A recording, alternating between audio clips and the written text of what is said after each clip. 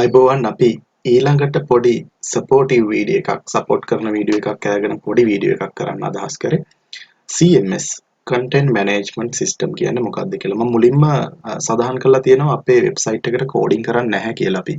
එතකොට අද කෝඩින් කරනවට වඩා අද ලෝකෙ ගොඩක් දියුණු වෙලා තියෙනවා. එතකොට කෝඩින් කරපු the script කෝඩින් කරපු software අපිට දීලා තියෙනවා වෙබ් එකක් හදාගන්න. එතකොට ලංකාවේ වගේම ලෝකෙත් ඕන තරම් තියෙනවා content based වෙබ්සයිට් හදන විදිය. එතකොට උදාහරණයක් තමයි Wix එක.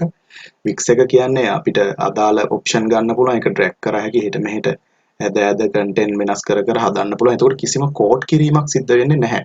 CMS meaning එක CMS කියන්නේ content management system එකක්.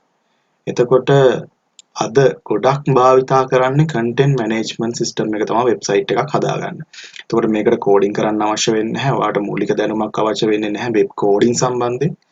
එතකොට අපි ඉස්සරහට කරන්නේ Wordpress කියන CMS content එකෙන් තමයි අපේ වෙබ්සයිට් එක සහ online shop එක හදන්නේ.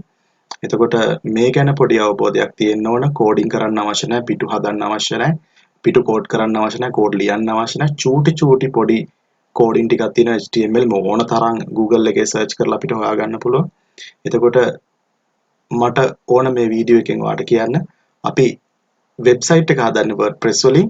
WordPress කියලා content management system එකකින් ඒක cPanel එක අපි කතා කරපු control panel එක ඇතුලෙන් install කරගන්න පුළුවන්. ඊට පස්සේ WordPress කියන dashboard එකේ තමයි අපි වෙබ්සයිට් එක හදන්නේ. dashboard එක කියන්නේ WordPress කියන interface එකේ තමයි අපි වෙබ්සයිට් එක හදන්න යන්නේ. එතකොට පොඩි අවබෝධයක් ගන්න මේ වීඩියෝ එක බලලා content management system එක සම්බන්ධයෙන්.